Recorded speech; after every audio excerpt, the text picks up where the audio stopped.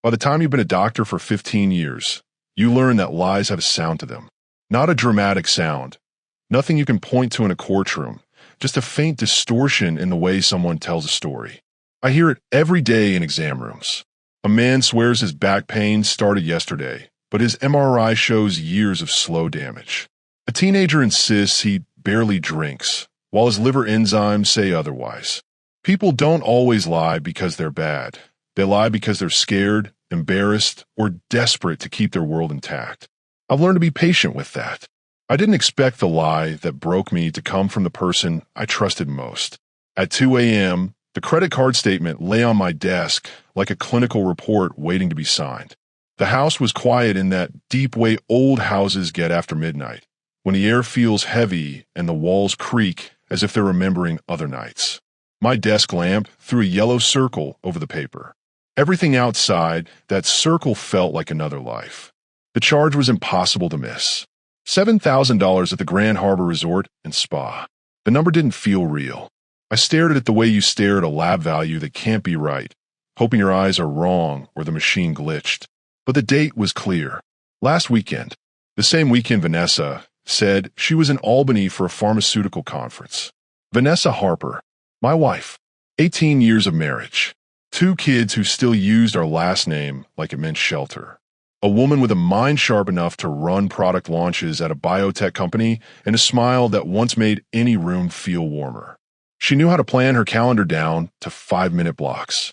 She didn't forget to tell me about a $7,000 charge. I clicked through to the transaction details online. Couples retreat package, dining credits, spa services, private suite. No conference fee, has a couples package attached to it. I leaned back in my chair and rubbed my face. I had been on my feet for 14 hours that day. I'd done morning rounds, clinic, and 3 late appointments because someone's kid had a fever and another patient had chest tightness that scared him. 60-hour weeks had become normal. I used to tell myself it was temporary, just a busy season, just until we got another doctor in, just until things settled. Now the thought landed in a different place. I had been working to pay for a weekend I wasn't part of. My phone buzzed once on the desk, then went still. I didn't look. I already knew it wasn't mine. Vanessa had left her phone charging downstairs again. Lately, she said she wanted to disconnect at night, so she left it by the kitchen outlet and went to bed without it. I'd admired it, even encouraged it, thinking it was a healthy habit. Her screen lit up with a notification anyway. Missing you already. Beautiful. Can't wait for next time. No sender name on the preview, just that line. The kind of line that doesn't come from a coworker. The kind of line that assumes the receiver is alone and safe and eager to read it. For a moment, I just sat there, listening to the house breathe. I could feel my pulse in my wrists, but it wasn't the frantic kind. It was the cold, steady rhythm I get right before I have to tell someone news that will change their life. The first step is always the same. Confirm the facts. I picked up her phone carefully, as if it might burn me, and opened the thread. I didn't scroll far. I didn't need to. There were hearts, inside jokes, plans, familiarity written all over the cadence. I took a screenshot, sent it to myself, and dropped it into a folder I'd begun 3 weeks ago. 3 weeks ago, I would have told anyone who asked that my marriage was fine. Busy, maybe a little distant sometimes, but fine. We had weathered hard years. Residency, newborn nights, my father's death, her promotions, cross-country trips for conferences, 1,000 small compromises that make a life. Then the changes started, small at first. Vanessa suddenly cared about yoga. She bought leggings and mats and came home talking about resetting her energy, even though she'd rolled her eyes at my attempts to get her to join a gym for years. She started wearing new lingerie that I never saw again after laundry day. She spent more time in front of the mirror, not in a vain way, but in a determined way, like she was preparing for a role. She went out with friends more often. Girls' nights that used to end by 11 now ended when the sky was already light. And every time, she'd come home with an excuse that slid too easily off her tongue. Melanie was going through something. We lost track of time. Work's been insane. We needed to vent. Melanie Quinn, her best friend, the kind of person who laughs loudly, drinks freely, and finds trouble adorable. She worked in HR at Vanessa's company and had always seemed to think rules were more like suggestions. I never liked the way Melanie looked at the world, as if consequences were for other people, but I tolerated her because Vanessa loved her. Last weekend, Melanie had called our house asking if Vanessa was feeling better, while Vanessa had told me she was spending the day shopping with Melanie. I'd assumed Melanie was confused. Now I wasn't so sure. I stared at that screenshot in my email and felt the last loose threads of denial snap. Downstairs, the front door opened with its familiar squeal. I froze. It wasn't even fear. It was reflex, like when you hear a sudden noise while you're suturing and you don't want your hand to jump. Footsteps crossed the hardwood. Heels, trying and failing to be quiet. Vanessa stepped into my office, smoothing her coat as if she'd walked in from cold air and not from a lie. Her hair was styled, not messy from travel. Her skin had that rested glow that never comes from conference halls and vending machine coffee. It comes from comfort, from being taken care of. "Greg," she said softly, "you're still up?" I minimized the bank page and pulled up a patient chart. "Old habits are hard to kill. Mrs. Peterson's labs came in," I said. "They're concerning. I wanted to review them before morning." She moved behind my chair and rested her hands on my shoulders. Warm hands. Fresh manicure. I knew the exact shade because I'd once complimented it without thinking. Now it felt like a detail from a crime scene. "You work too much," she said. "You should come to bed soon." In a minute, I kept my eyes on the screen. "How was the conference?" I asked. My voice was even. I shocked myself with that. She didn't hesitate. "Exhausting, but productive. We're looking at some trials that could be a game changer." It was a polished answer. The kind she'd give a boardroom. The kind you give when you've rehearsed it. I turned slightly. "By the way, your phone's been buzzing all evening. Might be important." I felt her tense. Not dramatically, just a small tightening through her fingers. A tell, plain as any I've ever seen. "Probably Melanie," she said quickly. "You know how she gets after a few drinks." "Right." She kissed my forehead. The kiss lingered half a second too long, like she was trying to convince herself of something. Then she went upstairs, and the bedroom door clicked shut. I waited for the light under that door to go out. Then I opened a new browser tab and typed the name that had been sitting in the back of my mind for months, getting louder every time Vanessa said it like a joke. Aiden Brooks. His LinkedIn profile loaded. Sales rep, early 40s. White teeth, expensive suit, the kind of effortless confidence that makes people trust you too quickly. His photos showed a Tesla, a sleek apartment, and a smile that had learned the power of being wanted. I clicked into his recent posts. Grand Harbor Resort. Last weekend. The same lobby. The same view. The same place my credit card had just paid for. Upstairs, my wife slept in our bed. Down here, the evidence was no longer questioned. I took a slow breath, the way I do before delivering a hard diagnosis.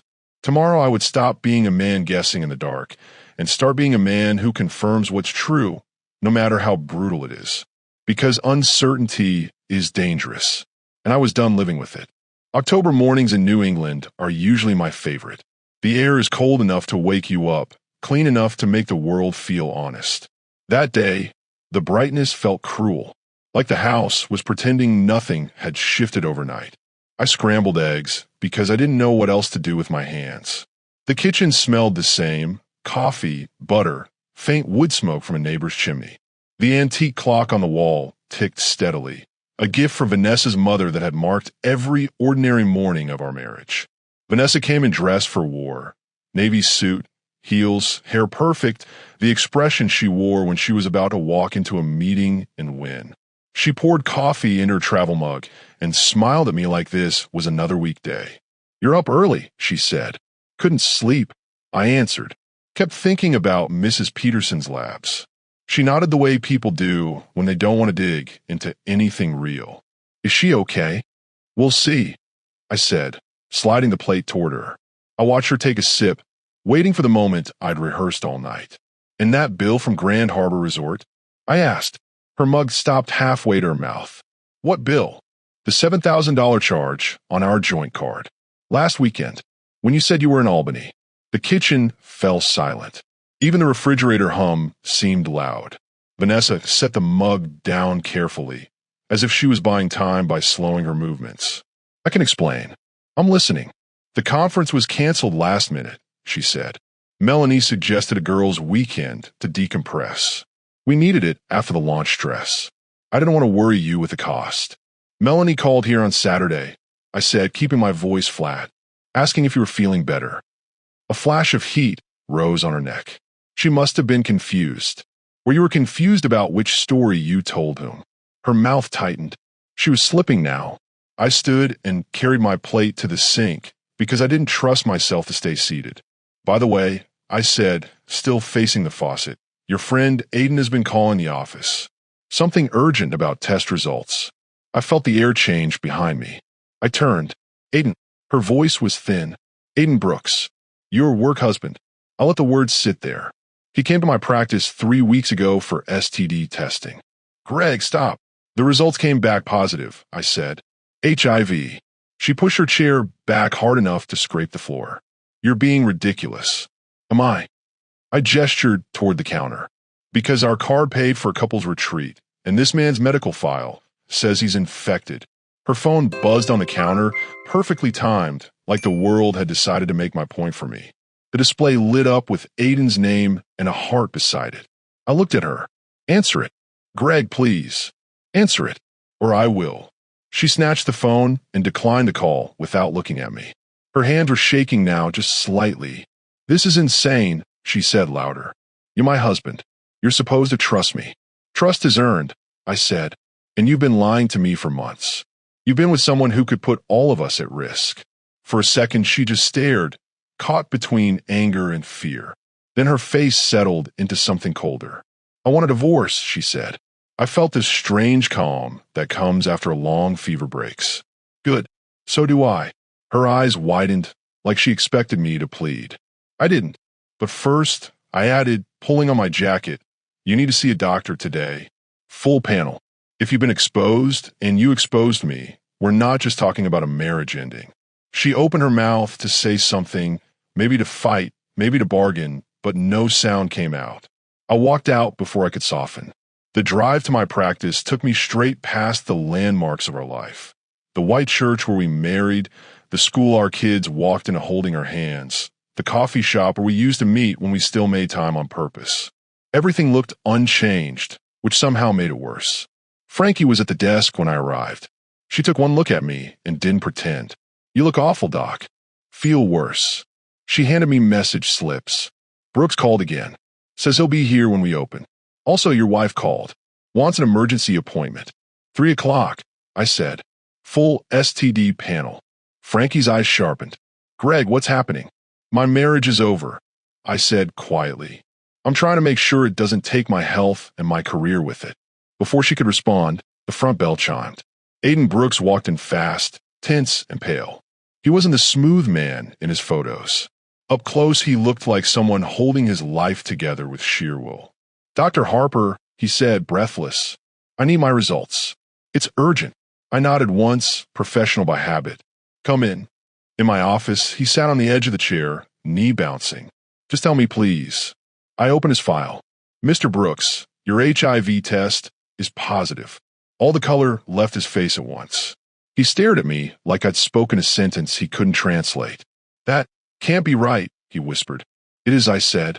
You need treatment immediately. And anyone you've been close with in the last 6 months needs testing. His eyes flicked up, raw and terrified.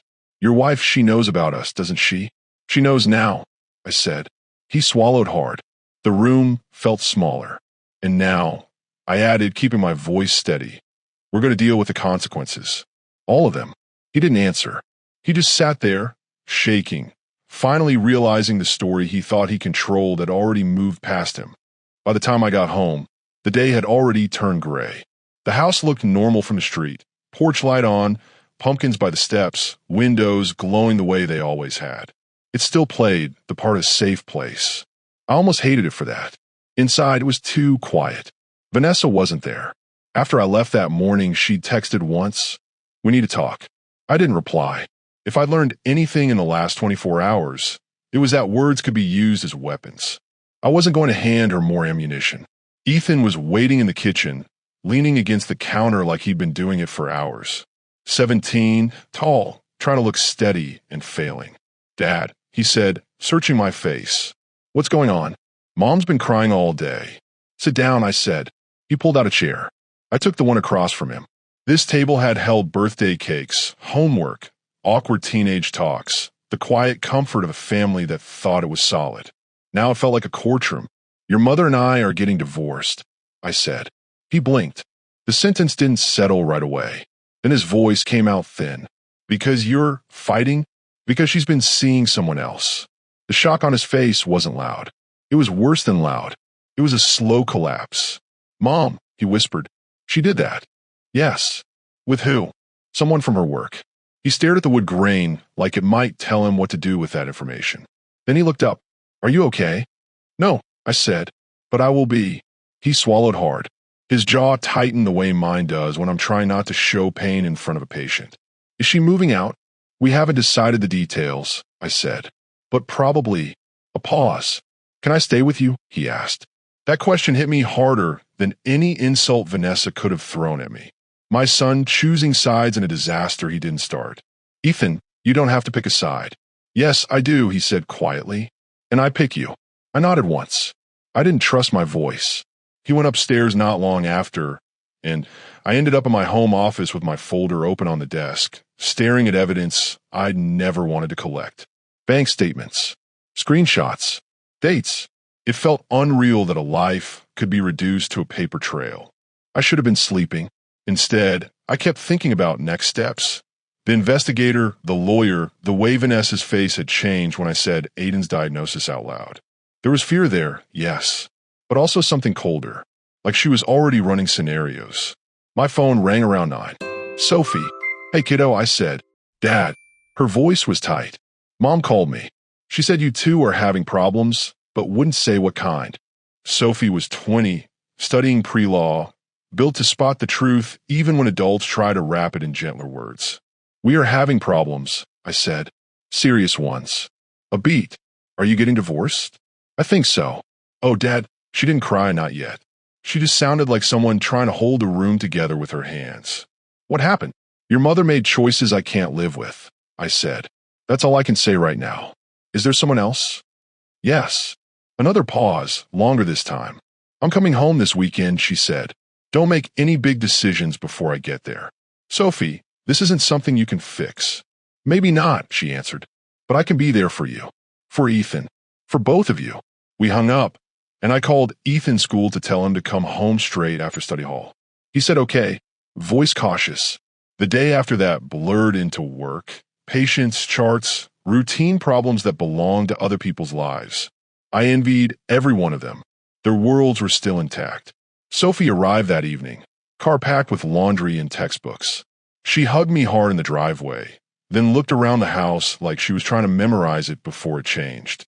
She wants to come home, Sophie said later, sitting on the couch. She called me crying, said she made a mistake. Ethan paced near the window, anger radiating off him. How long, he asked.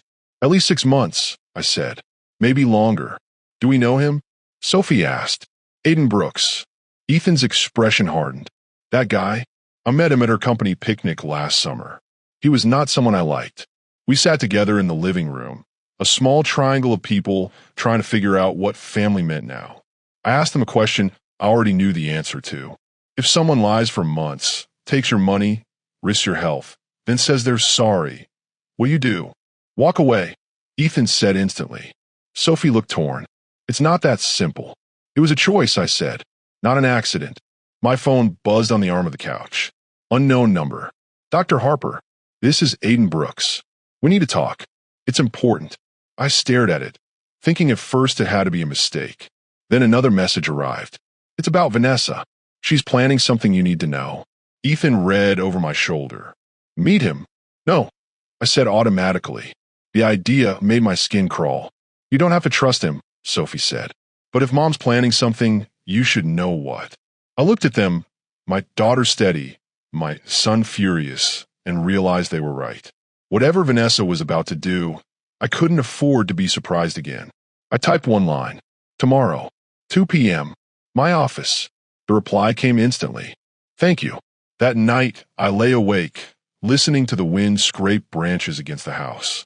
Less than 48 hours ago, I've been a married man with a stable family. Now I was preparing to sit across from the person who helped destroy it, because my wife might be planning a final blow. I didn't know what Aiden would say, but I knew this. The worst part of betrayal isn't the loss. It's the way it teaches you to stay on guard in your own home. Aiden Brooks showed up the next afternoon exactly at 2. If I hadn't already known his name could make my blood rise, I would have guessed something was wrong just by looking at him. The polished man from the photos didn't walk into my office. This one did. His shoulders were slumped. His face had that dull, waxy color of someone who hasn't slept. Even his expensive cologne couldn't hide the fact that fear had moved in. "Dr. Harper," he said quietly. "You have 5 minutes," I told him. I didn't offer a hand. I didn't offer a seat. Professional distance was the only thing keeping me from saying something I'd regret later. He sat anyway, hands clasped tight like he was trying to hold himself together. "Vanessa's planning to destroy you," he said. I blinked once. I assumed that. "What's her plan?" He swallowed. "She's going to file first. She'll claim you've been emotionally controlling. Maybe physically, too. She's been taking pictures. Marks on her skin she says you caused. She's recording conversations, editing them, trying to bait you into saying something angry so she can cut the rest out." For a second, I just stared at him. I'd seen messy divorces. I'd watched friends get dragged through court by people they once loved. But hearing my wife's name attached to a plan like this felt unreal, like a pathology report with the wrong patient listed. "Why are you telling me this?" I asked. His face tightened. "Because I'm not doing well." He hesitated, then said it in one breath. "My health is getting worse. Fast. I'm dealing with complications. I don't have much time. And Vanessa doesn't know the full extent of it." I didn't feel pity right away. The betrayal was too fresh. The image of him at that resort was still a knife in my head. But the doctor in me recognized the tone of someone who had looked at his future and found it short. "She thinks we're going to end up together," he continued. "She thinks once she takes half your assets, she'll have a clean exit and a new life. When she finds out I'm dying, I become a problem. Someone who knows too much." I didn't respond. I simply waited. Silence makes people reveal what they're holding back. Aiden leaned forward, voice dropping. "She's also planning to file a complaint with the medical board. She'll say you violated confidentiality by telling her my diagnosis." The words landed harder than anything else he'd said. A board investigation doesn't just threaten a license. It threatens a reputation, which in a small town is the foundation of your work, your safety, your identity. Even a false accusation can bleed a practice dry. "That's a serious claim," I said. "She knows," he replied. "That's why she's counting on it. She thinks you'll be too scared to fight back." I studied him the way I study patients when something doesn't add up. Pupils, breathing, posture, the micro flinches that come with evasion. I didn't see them. What I saw was guilt and panic and the desperate bluntness of a man who had stopped trying to look impressive. "What evidence do you have?" I asked. He pulled out his phone. Texts, recordings. She didn't hide it from me. She talked about it like strategy, like a corporate takeover. He scrolled, then set the phone in front of me. I didn't touch it yet. "Why would you keep this?" His mouth twisted. "Habit. I've been in sales 20 years. I keep records of important conversations." He opened a small folder on his phone and started transferring files onto a flash drive. "You're giving this to me?" I asked. "Yes. What do you want in return?" "Nothing," he said almost bitterly. "I'm not getting out of this alive. I just can't let her do this to you. Or to your kids. She doesn't care who she ruins." He slid the drive across my desk. Something inside me wanted to refuse it on principle. Something louder wanted to know whether the woman upstairs in my house had become a stranger capable of this. I plugged it in. The first file was a text thread between Vanessa and Melanie. I read line after line, my throat tightening with each one. Vanessa describing how she could make herself look hurt. Melanie advising her on angles and timing. Vanessa laughing about how shocked I'd be when she filed first. Vanessa calling the medical board complain her nuclear option if I fought too hard. This wasn't a woman making a panicked mistake. This was planning. Calm, deliberate planning. I opened another file, an audio clip. Vanessa's voice, crisp and unhurried, discussing how to frame me, as the aggressor. How accusations of harm would outweigh proof of her affair. How men always lose once that label is on them. I sat there listening to my wife of 18 years talk like a strategist plotting a hostile takeover of my life. The room felt colder. A wave of nausea rose and passed. Then something else took its place. Clarity. Aiden watched me, pale and still. "I'm sorry," he said quietly. I didn't look up. Sorry doesn't undo anything. "I know," he said, "but it might stop worse things from happening." When he left, I stayed at my desk with the drive in my hand like it was a live wire. I could ignore it, pretend I'd never heard those recordings, walk into court blind and hope the truth carried its own weight. Or I could accept what was in front of me. The truth didn't protect itself. People protected it. I called Patricia Kellerman before I could talk myself out of it. "Patricia," I said, "I need to see you tomorrow morning." "Emergency." She didn't ask why. She heard my voice and knew. "Bring whatever you have." The next day, in her office overlooking the town common, I handed her the drive and watched her face go from professional interest to outright disbelief. "Jesus," she muttered after a few minutes. "She's planning perjury. False reports. A board complaint as leverage. Can we use it?" I asked. "Absolutely," she said, already thinking 3 steps ahead. "We file preemptive motions. We get in front of her narrative before she sets it." I left Patricia's office with a plan, but I didn't feel relief yet. I felt the sick knowledge of what I had to do next. That afternoon, I called Sophie and Ethan into my home office.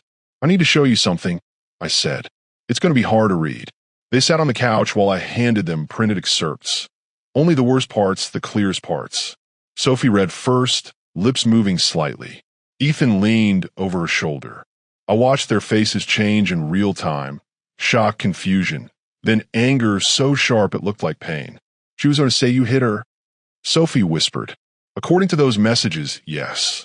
"And ruin your license," Ethan said, voice cracking. "That was her plan." I nodded. The words felt heavier out loud. Sophie stared at the page like it had venom on it. I knew she cheated. But this is something else. Ethan looked up at me, jaw tight. "That's not our mom. I don't know who she is anymore," Sophie said softly. "But she's not the person we thought." I wanted to defend Vanessa out of reflex. Say she was scared, say she'd lost her way, say there was still a mother inside that plan. But the proof was right there in black ink. Any defense would have been denial wearing a kinder face. That night, alone again, I understood something important. Vanessa hadn't just broken our marriage. She decided to rewrite my entire life in a way that would leave me ruined and ashamed and silent. She thought I'd protect my career by staying passive. She thought I'd roll over to avoid more public damage. She had forgotten who she married. I wasn't a man trained to look away from hard truths. I was a doctor trained to diagnose a threat early and treat it aggressively. And now I had a diagnosis. The only question left was how far she was willing to go once she realized I'd seen the plan. Because if this was her opening move, the next one wouldn't be gentle. And I wasn't going to wait for it. Vanessa filed on a Thursday, exactly the way Aiden said she would. Patricia called me between patients, her voice clipped. "Emergency hearing today at 2. Restraining order petition, temporary support, exclusive use of the house." Temporary order already granted off her affidavit. You can't go within 500 feet of her or contact her directly. Even knowing it was coming, my stomach dropped. A restraining order doesn't just push you out of your home. It stains you. In a small town, a stain becomes a story before you've had a chance to breathe. "Patricia," I said, steadying myself, "we play everything. I'm ready. Bring the drive and the transcripts." The courthouse was crowded in a way I'd never seen for domestic hearings. The room buzzed with that dangerous mix of curiosity and moral certainty. I felt eyes on me as I walked in. Neighbors, patients, people who had trusted me with their bodies now watching to decide what kind of man I really was. Vanessa sat at the plaintiff's table with a Boston attorney in a sharp suit. She looked fragile on purpose. Conservative clothes, makeup arranged to highlight bruises I knew were manufactured, posture just slightly folded inward. If I hadn't seen her messages, I might have doubted myself for half a second. Her lawyer spoke first. He painted a neat picture, years of emotional control, escalating harm, fear at home. He showed the photos, played a clipped recording, called Melanie to describe me as rigid and threatening. It was a performance designed to put a label on me before I could defend myself. Then the judge looked across the room. Dr. Harper, your response? Patricia stood. Your Honor, we deny these allegations fully. And we have evidence that Mrs. Harper fabricated injuries, altered recordings, and conspired to commit fraud in this proceeding. The courtroom stirred. Vanessa's head snapped toward us. Her lawyer jumped up with an objection, but Patricia handed the clerk the flash drive and printed excerpts anyway. Judge Morrison read in silence. The room held its breath. I watched Vanessa's jaw tighten. I watched the flicker of panic she tried to hide. Then the judge looked up. Mrs. Harper, did you use makeup to create these bruises for this petition? Vanessa froze. It's a simple question, he said, voice flat. Did you fabricate injuries and submit them to this court under oath? Her lawyer leaned toward her, whispering urgently, but the evidence had closed every door. She tried to step sideways anyway. Your Honor, I may have enhanced some existing marks. Enhanced, he repeated, unimpressed. Counsel, advise your client about perjury. Petition denied. Full hearing scheduled for next week. A sound moved through the room like a gust. People shifting, recalculating, revising the story they'd already started telling. Vanessa's mask cracked, not with tears, but with anger. In the parking lot, she was already arguing with her lawyer, voice sharp, gestures tight. Patricia slowed beside me. We survived the opening blow, she said quietly. But she'll retaliate. She did. The next morning my office phone rang. State Medical Board. Complaint received alleging I'd violated confidentiality by telling Vanessa about Aiden's diagnosis. Interview scheduled next week. Even with the flash drive in my pocket, even with Patricia ready to fight, it hit like a punch. A bore investigation doesn't need to be true to cause damage. The rumor alone can empty a waiting room. That day, 3 patients canceled. Not angrily, just quietly. I could feel the doubt in their absence. I went through the motions of clinic anyway, listening to ordinary pain, prescribing ordinary treatments, while my reputation bent under a story Vanessa had tried to build. That weekend, Ethan came into my home office, holding his phone. Dad, he said, voice tight. I looked up Brooks. He handed me the screen. Aiden's public post from months earlier. He'd been open about living with HIV long before the affair started. I stared at the dates. Read them again. Felt the room tilt. He was posting about it 6 months ago, Ethan said, before Mom ever got involved with him. The implication slid into place like a blade. She knew. I said, the words barely audible. Ethan nodded once, furious. She knew he was positive and still did it. And she came home to you anyway. I sat down hard. The betrayal reshaped itself into something worse. This hadn't been a reckless mistake. It had been a decision made with full knowledge of the risk, then brought into our home without my consent. A man can survive heartbreak. Surviving deliberate endangerment is something else entirely. I called Patricia immediately. This changes everything. There was a long pause on the line, then her voice lowered. If she knowingly exposed you, that's aggravated assault here. Potential criminal charges.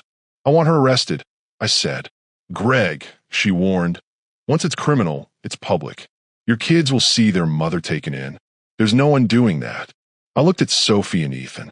They'd been standing in the doorway, listening.